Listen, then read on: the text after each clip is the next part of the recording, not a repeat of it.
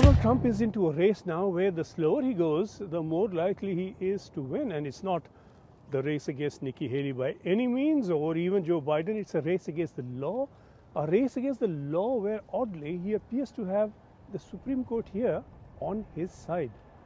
An appeals court had ruled, and ruled bluntly, that Donald Trump does not have immunity from the law as he had sought, that the law cannot be suspended for him because he was president. The appeals court ruled that former President Trump is now citizen Trump and that he must face the law and its consequences, that no president is above the law. This was particularly the case in the Capitol Hills rioting, where the prosecution by the Department of Justice had been preparing for trial of Trump in the week beginning March the 4th. That trial has now been put off because Trump went in appeal to the Supreme Court against that decision of the appeals court.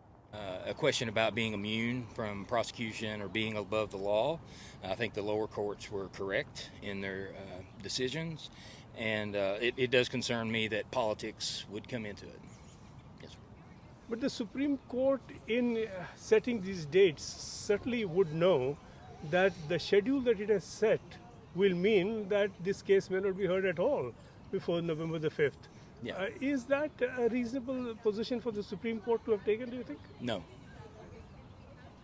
No, not at all. And why has it taken that decision?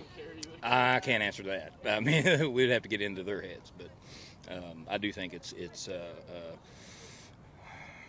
probably a bad decision. Yeah.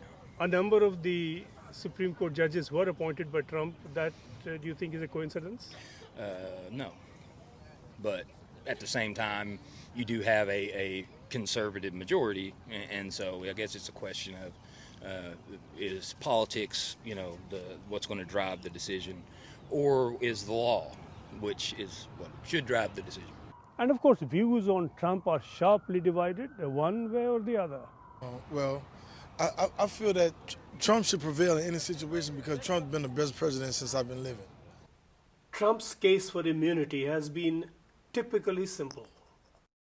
And I feel that as a president, you have to have immunity. Very simple. A president has to have immunity. And the other thing is I did nothing wrong. We did nothing wrong. If I don't get immunity, then crooked Joe Biden doesn't get immunity. And all of the things he's done to allow the border invasion, millions and millions of people coming into our country, many from prisons, jails, mental institutions, insane asylums, many terrorists coming into our country. That's really allowing insurrection. The appeals court had rejected such arguments outright, but the Supreme Court now rules that they deserve a hearing before the highest court of the land. That it will begin to do in the week starting April the 22nd, as it happens about the last date the Supreme Court could set for the beginning of that hearing. It would then give its ruling by June or later, and that may then run into the rule against delivering judgments in a political case that is very close to an election. Trump's argument for immunity could now work effectively even if it does not work fully legally, because even if at a later stage the Supreme Court were to rule against Trump, a trial court is now unlikely to be set up in time before the November 5th election. It would appear that the Supreme Court is effectively working for Trump, at the least working in ways that help Trump, that save him even, so that Trump could avoid the case before the election. In any case, he doesn't have to win it. And if he were to win the presidential election, he could conceivably, at least theoretically, then pardon himself, or perhaps more likely as president, just postpone the case until he has left office.